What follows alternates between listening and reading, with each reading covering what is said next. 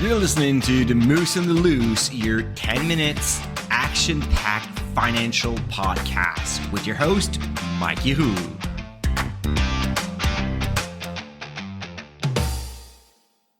Hey, what's up, Market Moose? Mike from The Moose on the Loose. I hope you're doing well on this first day of the month. And for the first day, I decided to try something new. So let's talk about one very interesting company that has been selected from the Rockstar list. So the Rockstar list is kind of like a free preview that you can get from what we do at Dividend Stocks Rock. So Dividend Stocks Rock, we focus on dividend growers.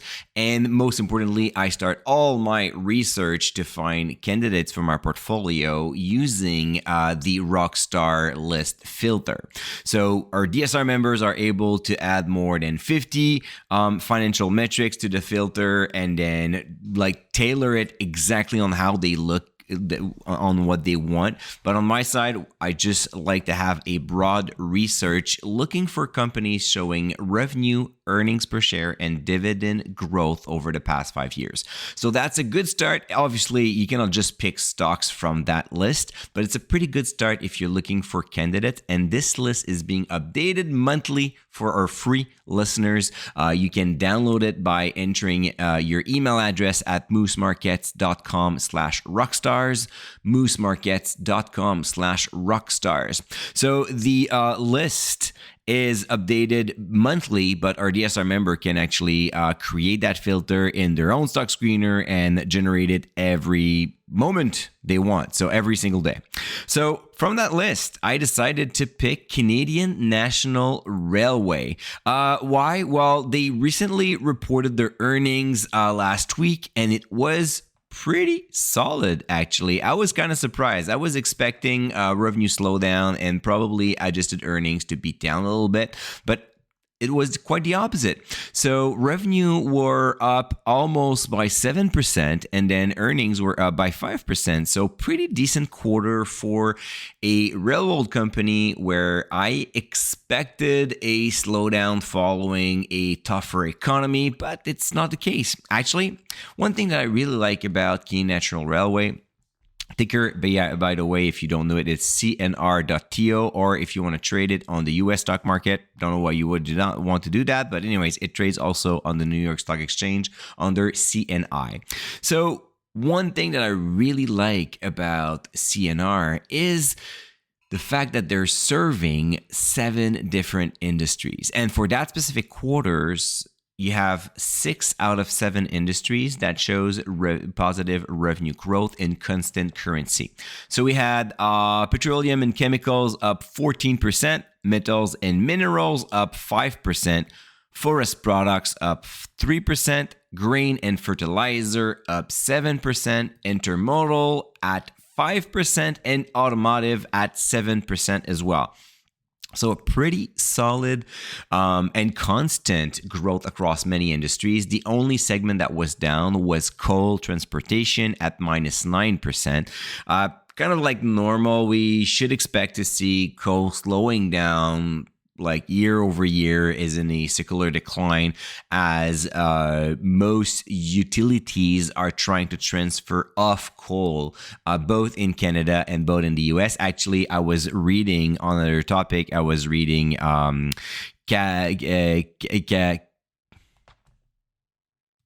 Capital Power, sorry. So Capital Power led us earnings with an interesting, generous dividend increase of 6.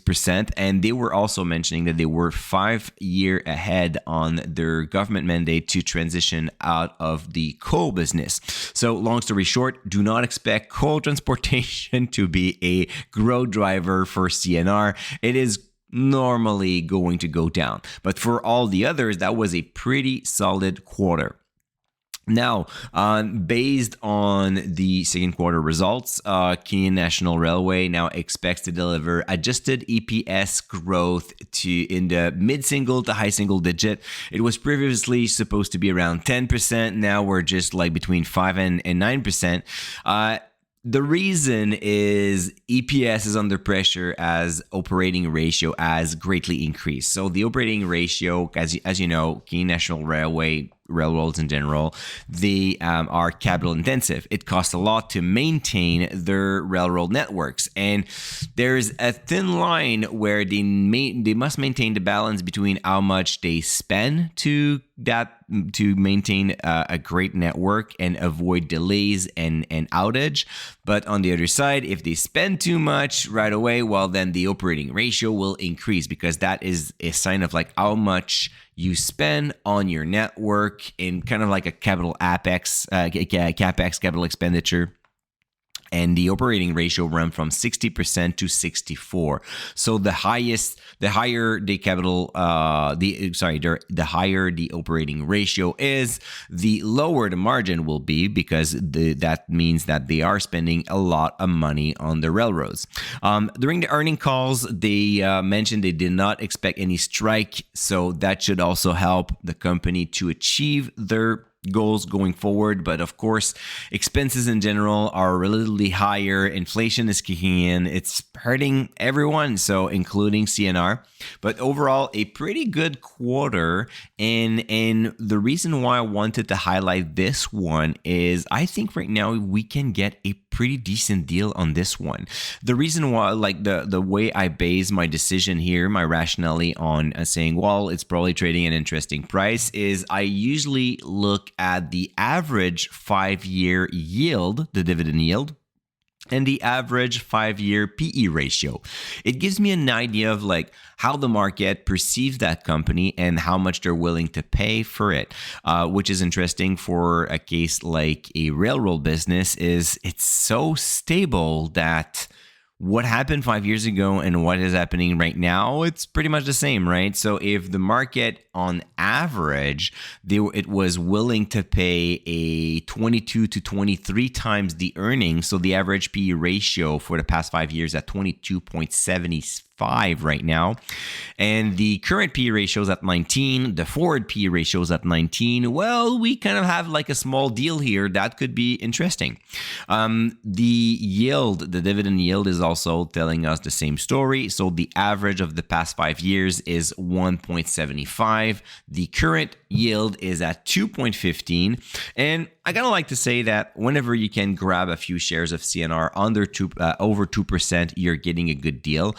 It is obviously a low yield, high dividend growth stock. The company increases its dividend by mid-single to high single digit every year. Even the past was a little bit more generous. We were talking about like the past 5 years, we are at 11% annualized growth rate for the dividend. I don't expect that going forward. I think it's going to be more like mid-single digit to high single digit, similar to Follow actually their guidance for earnings per share. Kind of makes sense, right? So if you think that your earnings are going to grow mid to high single digit, it's just normal that you're going to increase your dividend accordingly. If you increase it faster, this means that your payout ratio is going to raise, and eventually it's not going to be sustainable. It's like saying, okay, so I'm going to constantly buy a new car that is more expensive every single year while my salary is increasing by 5%, but the amount that I want to allocate to my car payment increases by 15% a year. Well, you're going to do that for a few years, but eventually it's not going to work, and then this is how I rather find a company that is like more like rational about their approach and can adjust their dividend growth rate policy according to the current market. So now they see that the earnings are slowing down a little bit, so now they're just slowing down their dividend growth policy at the same time.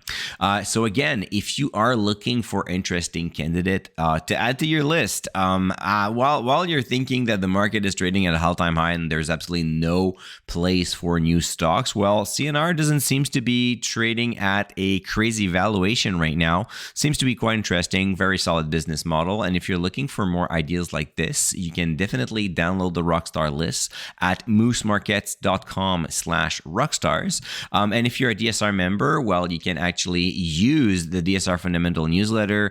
We explain how you can create the Rockstar filter save it, and then generate that list whenever you want and add like a few tweaks. Maybe you want to look at the payout ratio, maybe you want to look at the ESG score, or you would like to see like 3 years growth average on top of the 5-year. So it's refining your research. You can all do that at DSR.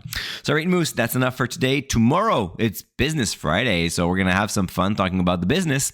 And until then, don't forget to stay invested. Hey, welcome to the disclaimer. If you're listening to The Moose and the Loose, you cannot really expect me to give you buy or sell recommendation or financial advice, right? You're here for fun, you're here for information and some entertainment. But I am not your financial advisor, I am not your broker, so therefore I'm not liable if you're losing money after listening to the podcast. If you're looking for some advice, go see a professional. If not, you can enjoy the show and do your due diligence after it.